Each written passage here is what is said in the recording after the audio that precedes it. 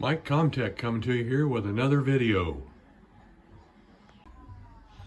Our mateys, we have a problem. We have a problem. Unfortunately, my first mate has developed a mouth movement problem. Completely dead. The motor in here that makes him articulate, that's fine, but the motor mouth is completely open. When I tested the circuit, it was no resistance whatsoever. So we got to go inside and see what's going on. And I do hear something in there rattling around, so that's not really a good sign either. So pop this jaw off. We have to take this off first. And even the teeth were screwed on the bottom. And then we've got a square shaft in here that runs that. And I'm going to take that shim out of there. And then now we've got six screws. 1, 2, 3, 1, 2, 3, 4, 5, and 6. So we got to take those out. So that's a revolting event, huh? Oh well, things happen. And then I'll use my trusty screwdriver. This is the one that came with the Home Depot LCD eyes. This is the screwdriver they give you so you can get into the skull, the big scully skull. But it works really well with these because these are pretty deep well anyway. These on a bigger skull. So we're going to remove all these screws here and do that. So we're going to do another, basically, hopefully we can do, this is going to actually be a repair. Otherwise we're going to be talking to SVI parts department, so, which they're really good about. If you got a problem, they definitely help you out, get what you need.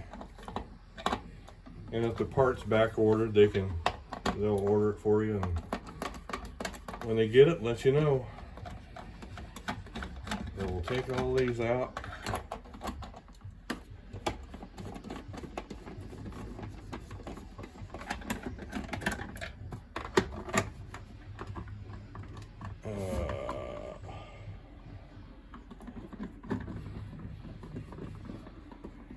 Always one that seems to be a little stubborn. Yep, there it is. Okay, now we can take this side off.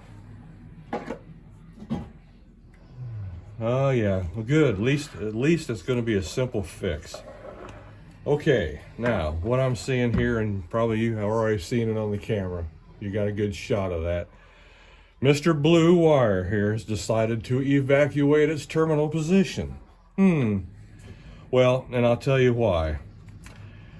Looks like the tension was too high here from the factory between this tie strap.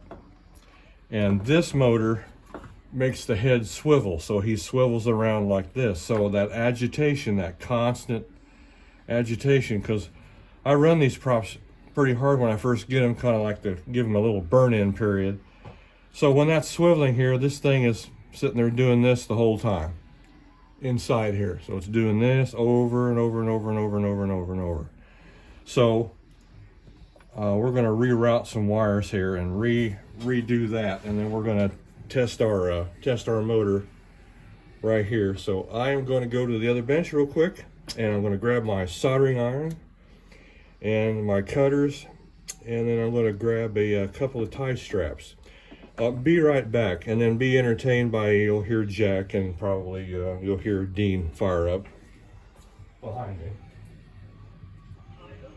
Welcome to my game, Mortal.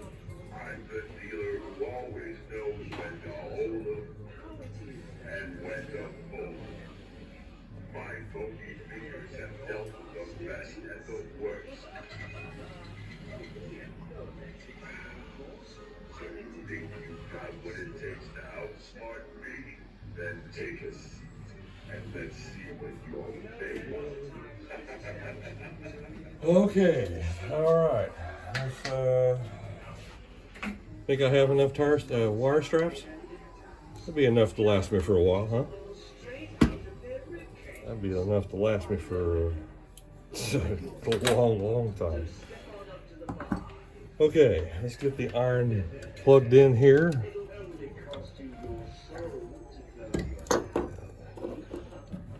Get it all prepped. It doesn't take long for these indirect elements to heat up. That's what I love about those things. They're great. Let's see, what they use? Yeah, a thin one. Okay. Well, we've got tons and tons of those. So they use the tire strap about like that right here. But we're gonna give this thing a lot more slack than what it's got, and we got plenty of wire to do it with. So actually, the red connector on First Mate's head runs this motor right here. And let's see, let me cut this here, get this off. We're gonna redo all that. Yep. Oh well, at least it's something simple. I'm gonna fire up my power supply here, and I do know that I have measured the voltages on this prop output wise. That's a pretty hefty motor in this head, and it's very short throw. So a little bit of gear movement here on that square shaft translates to a lot of movement here on the end of this head. You got to figure anything at this point coming to here, any little movement translates to a lot of jaw movement, because I'm just barely moving my fingers, and look how much the jaw moves with me using my finger movement, because you've got all this basically you got this leverage area right here, the distance between that pivot point, and it's a bigger skull. I thought the throw on the 3-foot dancing skeleton was pretty short, but this one's even shorter. But this motor here has a heck of a lot of torque. So let's get rid of the neck bone here, put it aside so I can see all the wires. So like I said, the red one goes to the mouth motor. The green one on First Mate, this goes to the one eyeball that lights up. The one eye right here, that one lights up. And the white one, last but not least, but the white one runs now the pivot motor right here. And that's a fairly good sized gearbox. Takes up all this area right here.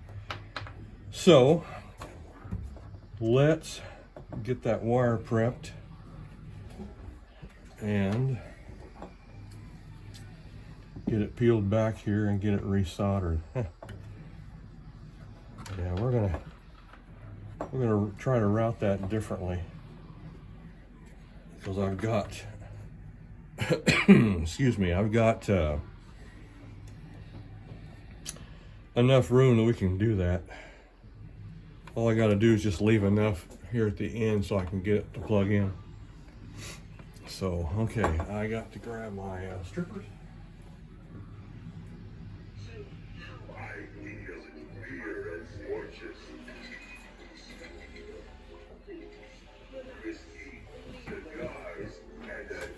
This bench I'm working on right now is my 12-foot.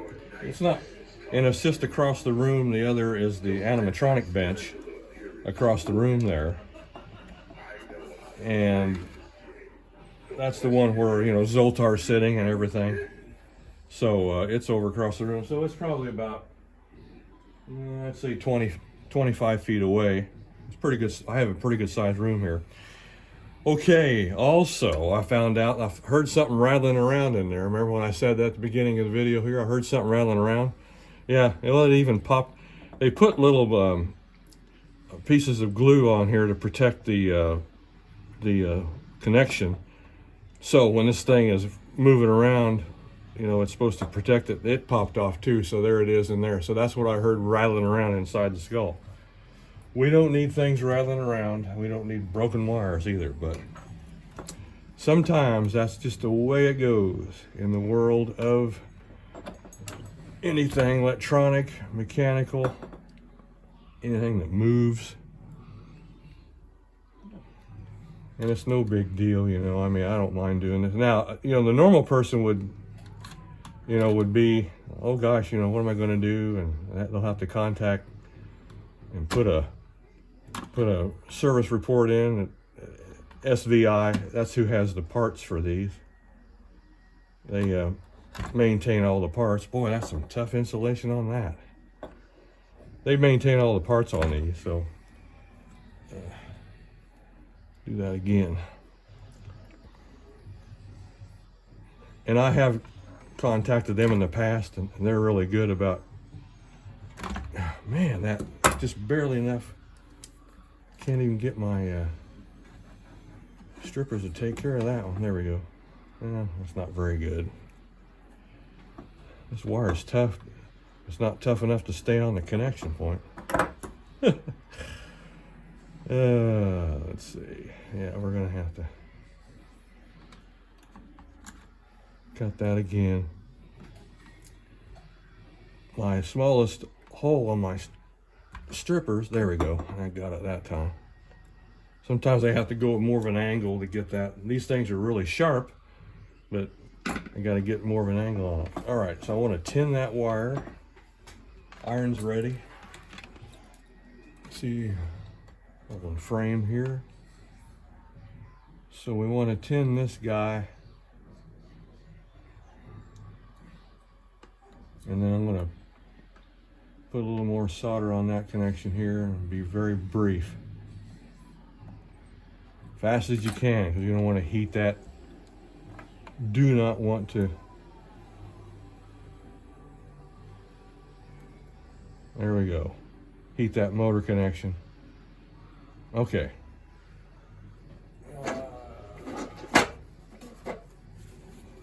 Paper towel, a wet paper towel. Clean my tip. Gotta keep the tip clean. I don't like okay, so now we can shut down the iron here and get it set aside where I don't lay my arm into it. And boy, you'll know it if you did. All the years I've been soldering, I will have to say, I've never been severely burned. And that doesn't feel good. Oh yeah, you get a touch your finger once in a while, but that's about, you know, that's about it. Okay, so let's rig up my test jig here. Let's dial up about 5.2 volts. Then we're going to grab the red wire now that runs to the motor circuit, and then we're going to use my little adapter with the screw terminals with a couple of DuPont cables plugged into it. We're going to plug that in.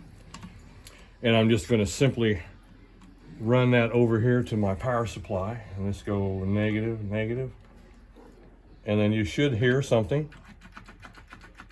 There you go. And so it's working again. And let's see, I'll show you if I can show you here on the camera. If you look right here, look right straight down into there. I'll show you how short this thing, how short that really throws. You can see that move. There it is right there. Let me get it up here a little bit. And I mean, that's full mouth movement. I mean, when you saw that move, that little pivot there, that goes from closed jaw to open jaw. So, and then this square shaft runs through here. And then also, since I have this apart, I was also noticing a little binding going on here. This one has a small little bushing here sticking out. This one is the one that seems to want to, on this side, they didn't quite get the, let's get the jaw in the right position. I don't want to turn that upside down and see if I can dump all my screws out. See if there's no being held hostage in the hole there.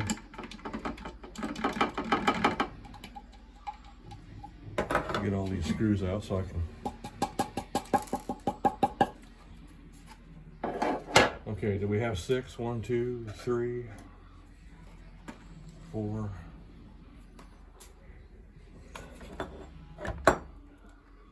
5. One's being stubborn, right? Oh yeah, always. Like I said, always one. I'm just going to leave that one in there because that one's in there pretty tight. All right, so let's check this point here. See, that hole is way too tight. There's just not enough. And what happens is that was binding up a little bit. And so we are going to open the other one that has a shim in there. This side of the shaft is completely straight.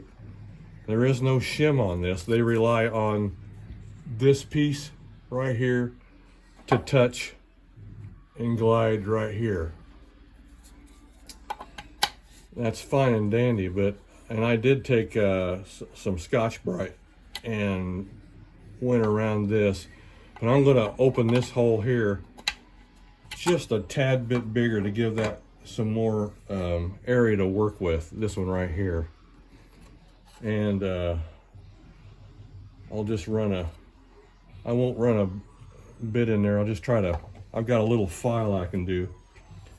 So I'm going to do that, and we'll return back because I got to go out to the other shop, the one outside, to do that, where all my cutting stuff and files and such are out there. I don't keep all that down here. I don't do any filing or metal filing, or not around all this electronic stuff.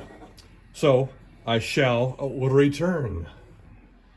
1 minute later. We shall be rattling with laughter at the misfortune of any land lover who dare cross our path. Me heart may be cold, but nothing warms it like a chest full of gold. So give it here, or I'll pry it from your lifeless hands.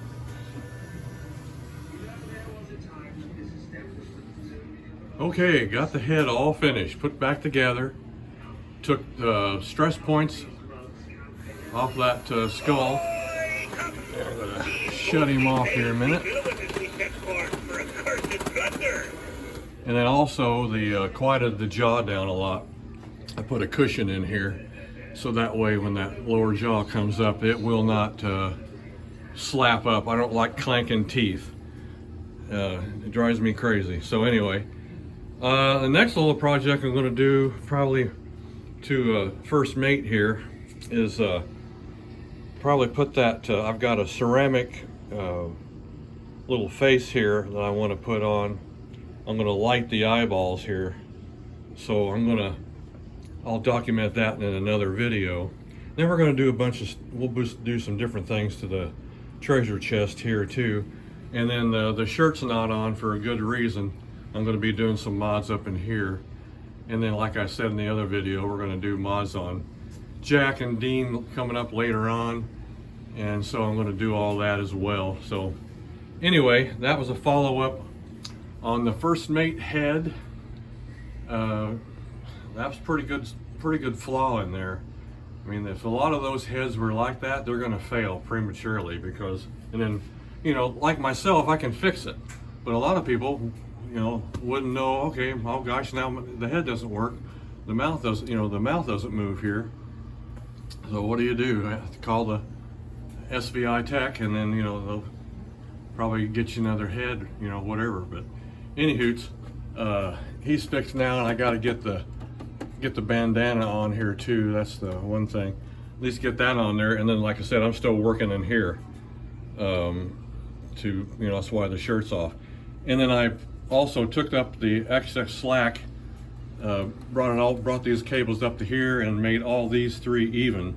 Because one was real long, one was about that short, and there'd be another one hanging down here. It just neatens things up a little bit. That's the way I fly. So anyway, thank you as always for watching my videos, and we'll come at you later.